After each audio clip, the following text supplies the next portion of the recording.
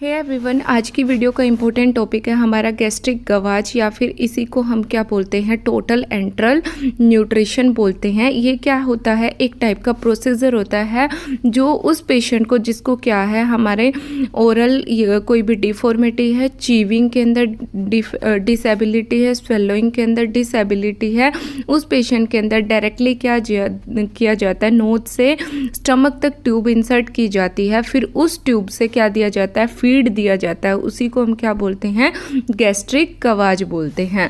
अब इसमें क्यों इंडिकेशंस क्या है ये हमने देख लिया। ओरल डिफॉर्मिटी है, चीविंग स्वेलोइंग के अंदर डिफॉर्मिटी है। नेक्स्ट आता है कि हम जो ट्यूब है उसका साइज़ कैसे फाइंड आउट करेंगे, कैसे हम उसकी लेंथ को मेज़र करेंगे। तो सबसे पहले क्या करेंगे, पेशेंट के नोज से ईयर लोब से पेशेंट के जीफोइड प्रोसेस तक ट्यूब को मेज़र करेंगे, फिर उस लेंथ तक की ट्यूब हम क्या करेंगे, पेशेंट को इंसर्ट करेंगे। सेकंड है हमारा मेज़र के बाद कि कितने टाइप की हमारी ट्यूब्स होती हैं। मेनली हम 3 टाइप्स की ट्यूब का यूज़ करते हैं। सबसे पहले आता है सिंगल ल्यूमन, फर्स्ट ल्यूमन। इसी का जो दूसरा नाम है लेविन ट्यूब इसके अंदर आती है। इसी को हम क्या बोलते हैं, राइल्स ट्यूब बोलते हैं। इसके अंदर क्या होता है, एक ही ल्यूमन होता है जिससे हम क्या करते हैं, सिर्फ फीड देते हैं, जिसको गैस्ट्रिक लवास देने के लिए या पॉइजनिंग के केस में निकालने के लिए, दोनों चीज़ों के लिए हम यूज़ करते हैं। सेकंड है हमारा डबल ल्यूमन ट्यूब आता है।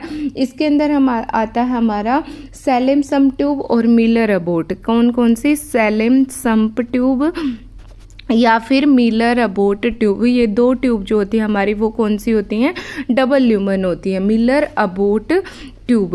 इसके अंदर क्या होता है कि इसके अंदर 2 ल्यूमन होते हैं। एक ल्यूमन को हम क्या करते हैं एयर वेंट के लिए, दूसरे को हम क्या करते हैं साथ साथ इंटरमिटेंट कंटिन्यूस सक्सनिंग के लिए, फीडिंग के लिए, दोनों चीज़ों के लिए यूज़ कर सकते हैं। नेक्स्ट है हमारा, इसी के अंदर हमारा आता है थर्ड ल्यूमन ट्यूब, जिसमें से काफ़ी बार क्वेश्चन पूछा गया है। इसके अंदर आता है हमारा सेंगस्टेगन ब्लैकमोर ट्यूब। सेंगस्टेगन ब्लैकमोर ट्यूब ये काफ़ी इंपॉर्टेंट ट्यूब है। इसके अंदर क्या होते हैं, 3 ल्यूमन होते हैं।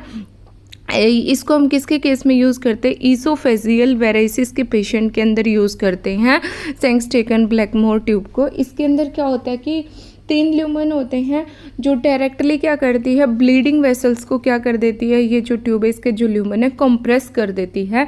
ये 3 तरह की ट्यूब जो होती हैं हम यूज़ करते हैं। फीडिंग के लिए कॉमनली हमारी कौन सी ट्यूब होती है, सिंगल ल्यूमन लेविन्स ट्यूब। इसी को हम क्या बोलते हैं, राइल्स ट्यूब फीडिंग। नेक्स्ट हम बात करेंगे नेक्स्ट पार्ट के अंदर।